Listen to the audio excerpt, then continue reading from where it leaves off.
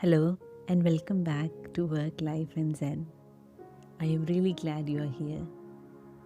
In the last episode, we talked about something simple but powerful, the pause, that small space between what happens and how we respond.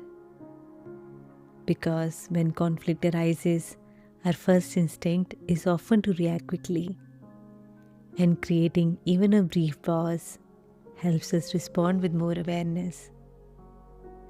Sometimes the pause is enough and the conflict softens on its own, but other times the conversation still needs to happen. And that's what we are exploring today. What helps when it's time to speak? Because difficult conversations show up everywhere, at work, at home, in relationships, and sometimes in the moments that matter most. And while we cannot remove conflict from our lives, we can learn how to approach these conversations in a way that leads to understanding rather than escalation. One of the most important moments in any difficult conversation is how it begins. When emotions are involved, it's easy to start with statements that sound like accusations. You never listen, you always interrupt, you are being unfair. Statements like these immediately put the other person on the defensive. Instead, it often helps to begin with something more specific and grounded. For example, something in our last conversation stayed with me and I wanted to talk about it. Or, I'd like to understand what happened in that meeting earlier.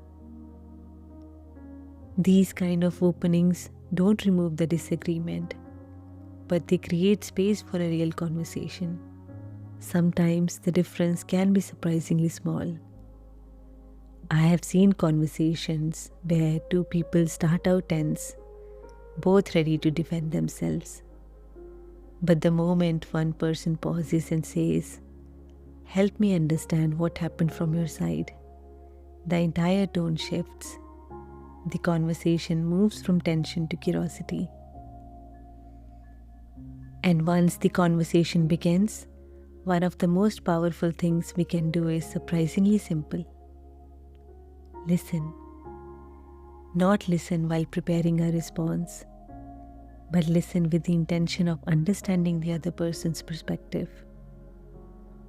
When people feel unheard, they often repeat themselves, sometimes louder, sometimes more strongly. But when someone feels genuinely heard, something changes. The tension softens. Listening doesn't mean agreeing with everything the other person says. It simply means allowing their perspective to exist in the conversation. Sometimes even small responses can make a difference. We might say, "I didn't realize it felt that way from your side," or "I can see why that situation was frustrating." These responses signal something important. They say, "I am here to understand, not just to defend myself." And that small shift can change the direction of the conversation. Another helpful shift during difficult conversation is moving from assumption to curiosity. In conflict, we often assume we know the other person's intentions. We assume that they meant to dismiss us, ignore us, or challenge us. But often, those assumptions are incomplete.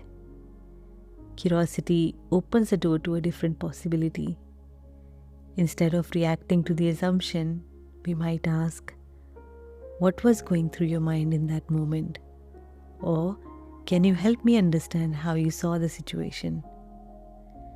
Questions like these invite clarity, and sometimes they reveal what felt personal was actually stress, distraction, or simply a misunderstanding. And sometimes, even when we approach conversations with care, they don't always unfold the way we hope. Of course, not every conversation immediately becomes calm and productive.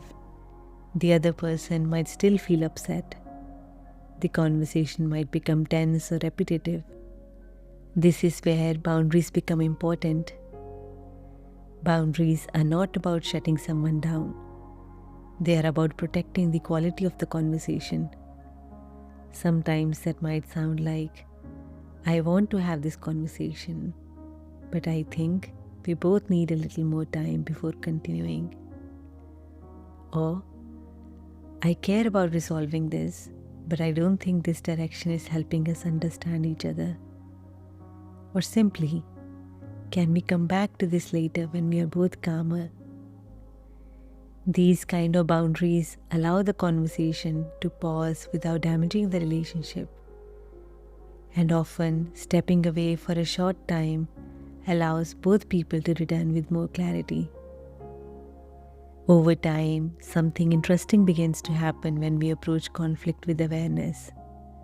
Conflict stops feeling like something we have to avoid at all cost. Instead, it becomes a moment where understanding can deepen. Because difficult conversations often reveal things that would otherwise stay hidden. Expectations that were never spoken, pressures the other person was carrying, or ways in which we ourselves react under stress. Handled with care, conflict can actually strengthen relationships. It creates space for honesty, clarity, and growth. Before we finish today, let's take a brief pause together. If you can, take a slow breath in and a gentle breath out. Just noticing the breath for a moment. The next time you find yourself in a difficult conversation, see if you can remember these simple things. Pause. Listen. Stay curious. Because sometimes the conversation that feels hardest to have is the one that helps us understand each other the most. Thank you so much for spending this time with me today. Until next time, take care of yourself at work, in life, and in those quiet moments in between. And I'll see you soon.